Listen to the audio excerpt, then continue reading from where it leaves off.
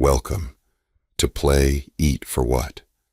A space where we explore ideas and stories that keep us questioning and gently pull us toward the deeper meanings of life. What is it all for? Why are we here? And where might we be going? I'm Freddy, and this is my story.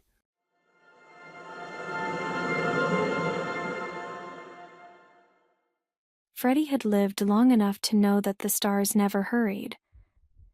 Every evening, he stepped out to his small garden with a warm mug of tea, the steam curling like slow thoughts, and he'd tilt his head back to watch the sky peel open.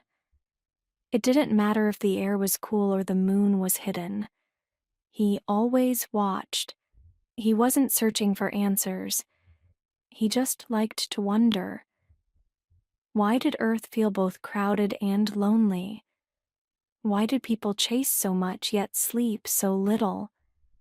And if the stars were seeds, who planted them? The grain beneath his bare feet always felt slightly damp by evening, carrying the smell of earth and crushed leaves. Sometimes, if the wind was right, he'd catch the scent of distant firewood or someone's cooking, and that would remind him of everything he loved. But tonight felt different. There was a deeper silence in the air, not empty, but full of something waiting. Freddy closed his eyes, and when he opened them, everything had shifted. He wasn't in his garden anymore. He was standing on a wide plain, covered in red dust. The ground was cracked and dry, like old pottery, and the sky was soft pink, fading to copper at the edges. It didn't look like Earth, not even a little. But he knew where he was. Mars. Not the Mars from books or missions or headlines. This Mars was alive in its own slow, thoughtful way. The wind here made no sound, but it brushed his skin like a breath, fine and dry, stirring the loose dust like sleep-soft whispers. Freddy began to walk. Each step left a print that lingered behind him like memory. He could feel the light gravity gently teasing his legs.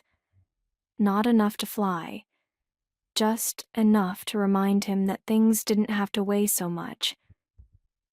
His fingers brushed a nearby rock as he passed, and it was smooth, warm from ancient sunlight, as if it had been waiting to be touched. The air smelled faintly of rust, like a coin held too long in your hand. In the distance, a glimmer. A dome, low and silver, half buried in the red. He moved toward it, each step slower, more thoughtful. When he reached it, the door wasn't locked. It opened without a sound. Inside was nothing but a single tree, thin, tall, delicate. Its bark shimmered like bronze under soft light. Its leaves were a pale greenish blue, like mint left out in frost. It shouldn't have been growing there, but it was.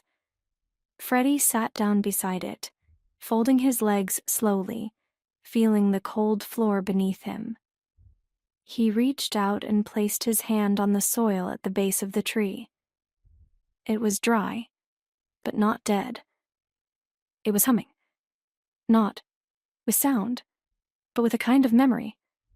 The tree seemed to breathe. And in that breath, Freddy saw something. Not visions, not hallucinations. Feelings. A colony being built. Slow, careful, human. Laughter trapped inside domes. Footsteps on Martian sand. Children drawing constellations on walls. Not of Earth's sky, but of this one. Machines humming gently as they stitched warmth into air and hope into silence.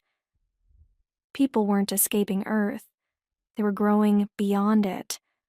not to dominate, but to contribute.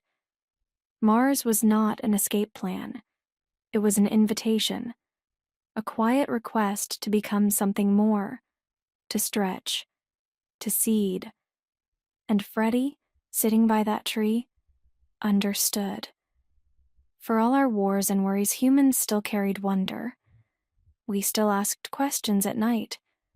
We still planted things, even in places where nothing had ever grown. He felt a tightness in his chest loosen, not from fear, but from recognition. He whispered to the tree, "We don't want to conquer. We want to belong." The tree pulsed once, not with light, but with something quieter. A permission. Freddy closed his eyes again, and when he opened them, he was back in his garden. The tea beside him was lukewarm. The air smelled of soil and distant rain. The stars above still blinked patiently. And Mars, small, red, and quiet, lingered near the edge of the sky. But something had changed. In his palm, he held a small seed. He didn't know how it got there. Maybe it was always there. Maybe it followed him home. It was round, smooth, and warm like a sunbeam. He stood, walked to the edge of the garden and knelt in the dirt. He pressed the seed into the soil, covered it gently, sat beside it. He didn't check his watch, didn't look for a sign. He just sat and waited.